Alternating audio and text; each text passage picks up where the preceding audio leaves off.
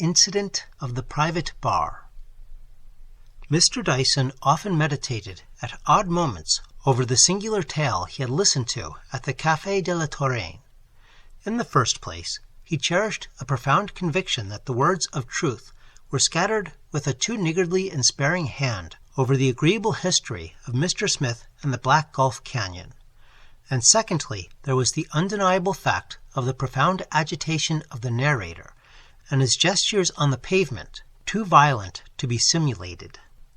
The idea of a man going about London haunted by the fear of meeting a young man with spectacles struck Dyson as supremely ridiculous. He searched his memory for some precedent in romance, but without success. He paid visits at odd times to the little café, hoping to find Mr. Wilkins there, and he kept a sharp watch on the great generation of the spectacled men, without much doubt that he would remember the face of the individual whom he had seen dart out of the aerated bread shop. All his peregrinations and researches, however, seemed to lead to nothing of value, and Dyson needed all his warm conviction of his innate detective powers and his strong scent for mystery to sustain him in his endeavors. In fact, he had two affairs on hand, and every day, as he passed through streets crowded or deserted, lurked in the obscure districts and watched at corners, he was more than surprised to find that the affairs of the gold coin persistently avoided him, while the ingenious Wilkins and the young man with spectacles whom he dreaded seemed to have vanished from the pavements. He was pondering these problems one evening in a house of call in the Strand, and the obstinacy with which the persons he so ardently desired to meet hung back gave the modest tankard before him an additional touch of bitter. As it happened, he was alone in his compartment, and, without thinking, he uttered aloud the burden of his meditations. "How bizarre it all is," he said. "A man walking the pavement with the dread of a timid-looking young man with spectacles continually hovering before his eyes. And there was some tremendous feeling at work, I could swear to that." Quick as thought, before he had finished the sentence, a head popped round the barrier and was withdrawn again. And while Dyson was wondering what this could mean, the door of the compartment was swung open, and a smooth, clean-shaven, and smiling gentleman entered. "You will excuse me, sir," he said politely, "for intruding on your thoughts, but you made a remark a minute ago." "I did," said Dyson. "I had been puzzling over a foolish matter, and I thought aloud. As you heard what I said, and seemed interested, perhaps you may be able to relieve my perplexity." "Indeed, I scarcely know. It is an odd coincidence. One has to be cautious. I suppose, sir, that you would have no repulsion in assisting the ends of justice." "Justice," replied Dyson, "is a term of such wide meaning that I, too, feel doubtful about giving an answer. But this place is not altogether fit for such a discussion. Perhaps you would come to my rooms." "You are very kind. My name is Burton, but I am sorry to say I have not a card with me. Do you live near here?" "Within 10 minutes' walk." Mr. Burton took out his watch and seemed to be making a rapid calculation. "I have a train to catch," he said, "but after all, it is a late one. So if you don't mind, I think I will come with you. I am sure we should have a little talk together. We turn up here?" The theatres were filling as they crossed the Strand. The street seemed alive with voices, and Dyson looked fondly about him. The glittering lines of gas lamps, and here and there the blinding radiance of an electric light, the hansoms that flashed to and fro with ringing bells, the laden buses, and the eager, hurrying east and west of the foot-passengers, made his most enchanting picture, and the graceful spire of St. Mary le Strand on the one hand, and the last flush of sunset on the other, were to him a cause of thanksgiving, as the gorse blossomed to Linnaeus. Mr. Burton caught his look of fondness as they crossed the street. "I see you can find the picturesque in London," he said. "To me this great town is as I see it is to you, the study and the love of life. Yet how few there are that can pierce the veils of apparent monotony and meanness. I have read in a paper, which is said to have the largest circulation in the world, a comparison between the aspects of London and Paris, a comparison which should be positively laureate as the great masterpiece of fatuous stupidity. Conceive, if you can, a human being of ordinary intelligence preferring the boulevards to our London streets. Imagine a man calling for the wholesale destruction of our most charming city in order that the dull uniformity of that white sepulchre called Paris should be reproduced here in London. Is it not positively incredible? "My dear sir," said Dyson, regarding Burton with a good deal of interest, "I agree most heartily with your opinions, but I really cannot share your wonder. Have you heard how much George Eliot received for Romola? Do you know what the circulation of Robert Elsmere was? Do you read Titbits regularly? To me, on the contrary, it is a constant matter both for wonder and thanksgiving that London was not boulevardized 20 years ago. I praise that exquisite jagged skyline that stands up against the pale greens and fading blues and flushing clouds of sunset. But I wonder even more than I praise. As for St. Mary le Strand, its preservation is a miracle, nothing more or less, a thing of exquisite beauty versus 4 buses abreast. Really, the conclusion is too obvious. Didn't you read the letter of the man who proposed that the whole mysterious system, the immemorial plan of computing Easter, should be abolished offhand because he doesn't like his son having his holidays as early as March 25th? But shall we be going on? They had lingered at the corner of a street on the north side of the Strand, enjoying the contrasts and the glamour of the scene. Dyson pointed the way with a gesture, and they strolled up the comparatively deserted streets, slanting a little to the right, and thus arriving at Dyson's lodging on the verge of Bloomsbury. Mr. Burton took a comfortable armchair by the window, while Dyson lit the candles and produced the whisky and soda and cigarettes. "They tell me these cigarettes are very good," he said, "but I know nothing about it myself. I hold at last that there is only one tobacco, and that is shag. I suppose I could not tempt you to try a pipeful." Mr. Burton smilingly refused the offer and picked out a cigarette from the box. When he had smoked it half through, he said with some hesitation, "It is really kind of you to have me here, Mr. Dyson. The fact is that the interests at issue are far too serious to be discussed in a bar, where, as you found for yourself, there may be listeners, voluntary or involuntary, on each side. I think the remark I heard you make was something about the oddity of an individual going about London in deadly fear of a young man with spectacles." "Yes, that was it." "Well, would you mind confiding to me the circumstances that gave rise to that reflection?" "Not in the least. It was like this." And he ran over in brief outline the adventure in Oxford Street, dwelling on the violence of Mr. Wilkins's gestures, but wholly suppressing the tale told in the cafe. "He told me he lived in constant terror of meeting this man, and I left him when I thought he was cool enough to look after himself," said Dyson, ending his narrative. "Really," said Mr. Burton, "and you actually saw this mysterious person?" "Yes." "And could you describe him?" "Well, he looked to me a youngish man, pale and nervous. He had small black side whiskers and wore rather large spectacles." "But this is simply marvelous. You astonish me, for I must tell you that my interest in the matter is this. I'm not in the least in terror of meeting a dark young man with spectacles, but I shrewdly suspect that a person of that description would much rather not meet me. And yet the account you give of the man tallies exactly. A nervous glance to right and left, is that not so? And, as you observed, he wears prominent spectacles and has small black whiskers.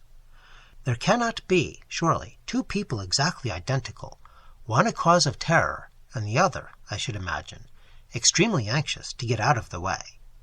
But have you seen this man since?" "No, I have not, and I have been looking out for him pretty keenly. But of course he may have left London, and England too, for that matter." "Hardly, I think. Well, Mr. Dyson, it is only fair that I should explain my story, now that I have listened to yours. I must tell you, then, that I am an agent for curiosities and precious things of all kinds. An odd employment, isn't it? Of course, I wasn't brought up in the business. I gradually fell into it. I have always been fond of things queer and rare, and by the time I was 20, I had made half a dozen collections. It is not generally known how often farm laborers come upon rarities. You would be astonished if I told you what I have seen turned up by the plow. I lived in the country in those days, and I used to buy anything the men on the farms brought me, and I had the queerest set of rubbish, as my friends called my collection. But that's how I got the scent of the business, which means everything. And later on, it struck me that I might very well turn my knowledge to account and add to my income. Since those early days, I have been in most quarters of the world, and some very valuable things have passed through my hands, and I have had to engage in difficult and delicate negotiations.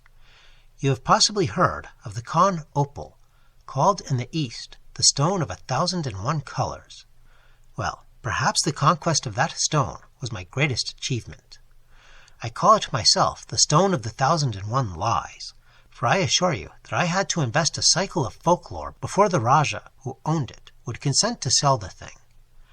I subsidized wandering storytellers who told tales in which the opal played a frightful part.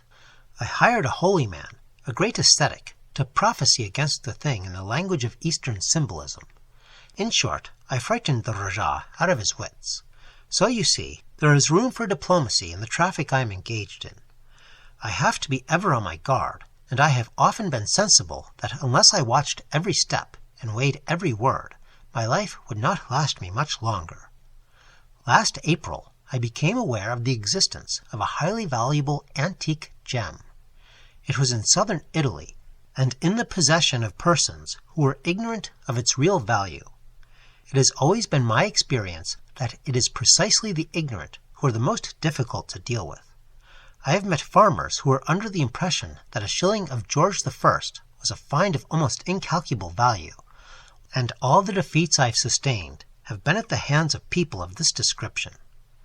Reflecting on these facts, I saw that the acquisition of the gem I have mentioned would be an affair demanding the nicest diplomacy. I might possibly have got it by offering a sum approaching its real value, but I need not point out to you that such a proceeding would be most unbusinesslike.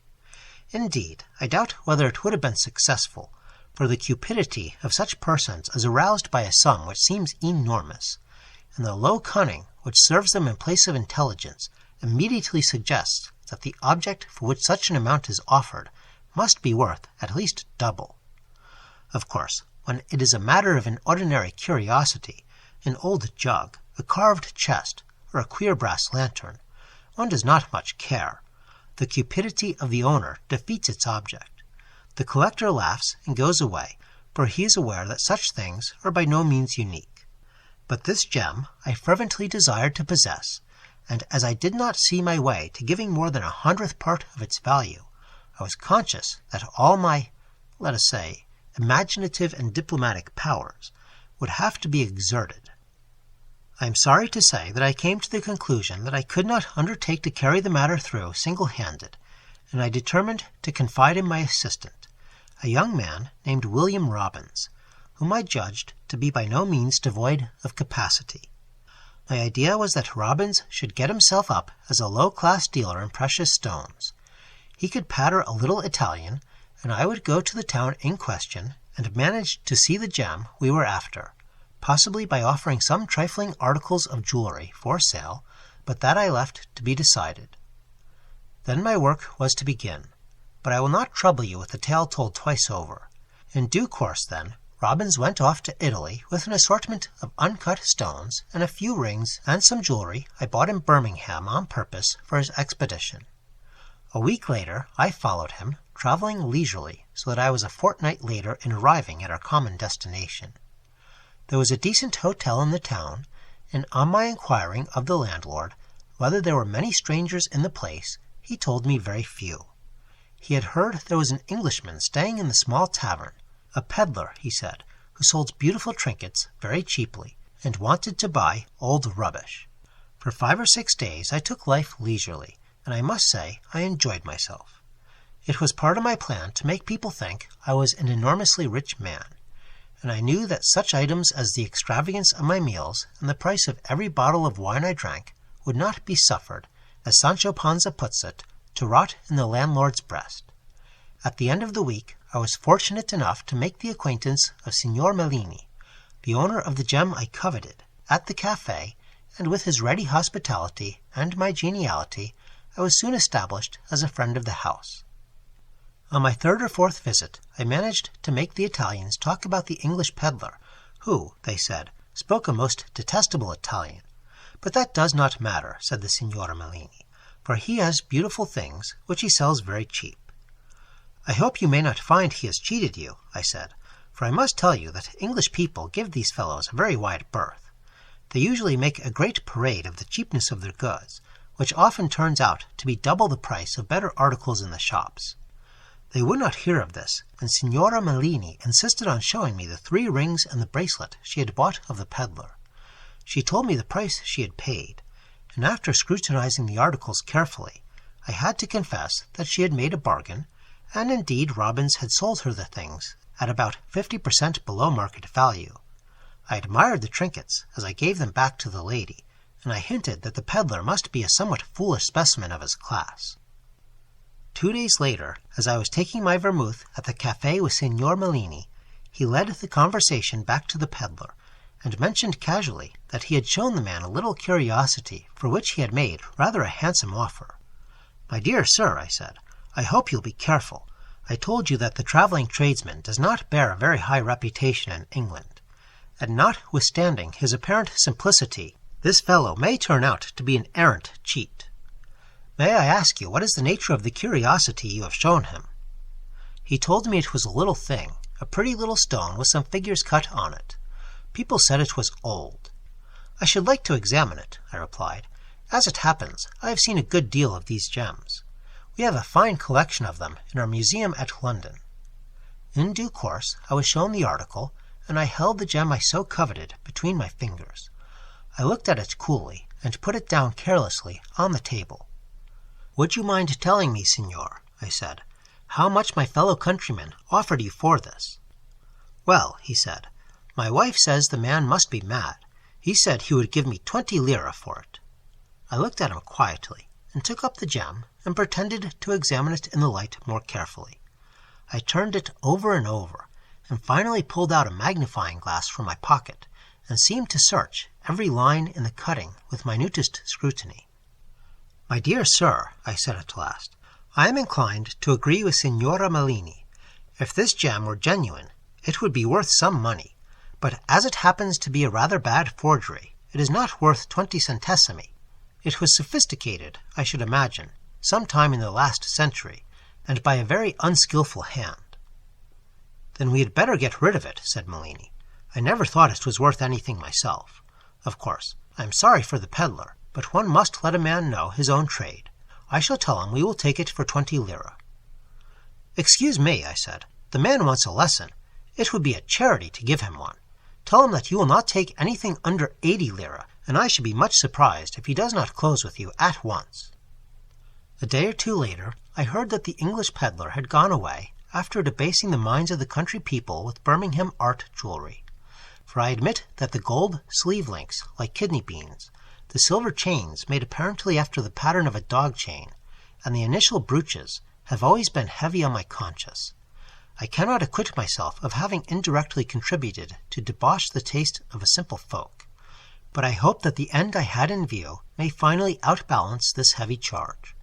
Soon afterwards I paid a farewell visit at the Mellinis, and the signor informed me with an oily chuckle that the plan I had suggested had been completely successful. I congratulated him on his bargain, and went away after expressing a wish that heaven might send many such peddlers in his path. Nothing of interest occurred on my return journey. I had arranged that Robbins was to meet me at a certain place on a certain day, and I went to the appointment full of the coolest confidence. The gem had been conquered, and I had only to reap the fruits of my victory. I am sorry to shake that trust in our common human nature which I am sure you possess, but I am compelled to tell you that up to the present date I have never set eyes on my man Robbins, or on the antique gem in his custody. I have found out that he actually arrived in London, for he was seen 3 days before my arrival in England by a pawnbroker of my acquaintance consuming his favourite beverage, 4 ale, in the tavern where we met tonight. Since then he has not been heard of. I hope you will now pardon my curiosity as to the history and adventures of dark young men with spectacles. You will, I am sure, feel for me in my position. The savour of life has disappeared for me. It is a bitter thought that I have rescued one of the most perfect and exquisite specimens of antique art from the hands of ignorant and indeed unscrupulous persons, only to deliver it into the keeping of a man who is evidently utterly devoid of the very elements of commercial morality. "Well, my dear sir," said Dyson, "you will allow me to compliment you on your style. Your adventures have interested me exceedingly. But, forgive me, you just now used the word morality. Would not some persons take exception to your own methods of business?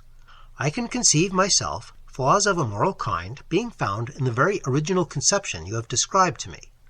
I can imagine the Puritan shrinking in dismay from your scheme, pronouncing it unscrupulous, nay, dishonest." Mr. Burton helped himself very frankly to some more whisky. "Your scruples entertain me," he said.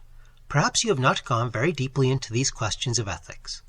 I have been compelled to do so myself, just as I was forced to master a simple system of bookkeeping. Without bookkeeping, and still more without a system of ethics, it is impossible to conduct a business such as mine. But I assure you that I am often profoundly saddened as I pass through the crowded streets and watch the world at work by the thoughts of how few amongst all these hurrying individuals, black-hatted, well-dressed, educated, we may presume sufficiently, how few amongst them have any reasoned system of morality. Even you have not weighed the question, although you study life and affairs, and to a certain extent penetrate the veils and masks of the comedy of man.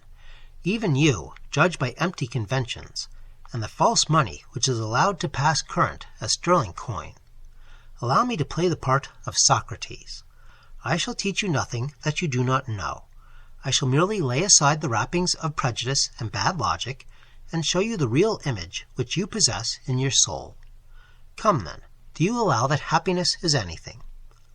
"Certainly," said Dyson. "And happiness is desirable or undesirable?" "Desirable, of course."